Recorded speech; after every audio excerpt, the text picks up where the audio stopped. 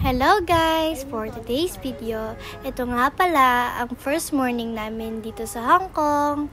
As you can see guys, yan ang view namin dito sa hotel. Kakalula dyan. Ito naman guys, ang lobby ng hotel namin.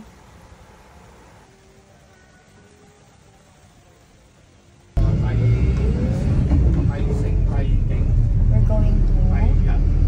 And ayan guys, sumakay nga pala kami ng shuttle bus. Free nga pala yan ng hotel. Papunta nga pala kami guys sa Harbour City dito sa Hong Kong. Gusto mo sakay dyan?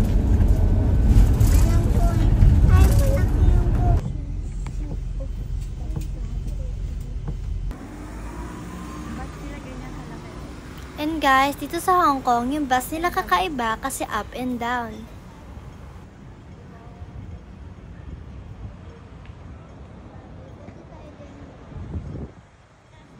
In my own experience guys, mas magandang pumunta dito pag month ng February kasi malamig ang panahon, masarap mamasyal kahit tanghaling tapat.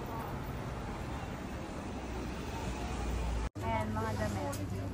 Ang ganda naman yung tela. Andito nga pala kami guys sa store ng damit. Ang gaganda ng tela at madami kang pagpipilian. Times And guys, ang 1 Hong Kong dollar nga pala dito ay equivalent to 8 pesos. Pero sa iba guys, 7.50 lang. Depende kung saan ka magpapapalit. Ito maganda oh.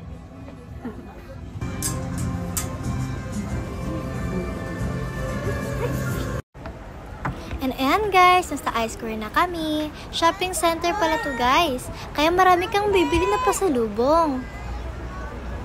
Halos naubos ang buong araw namin dito sa Hong Kong nang kakaikot lang.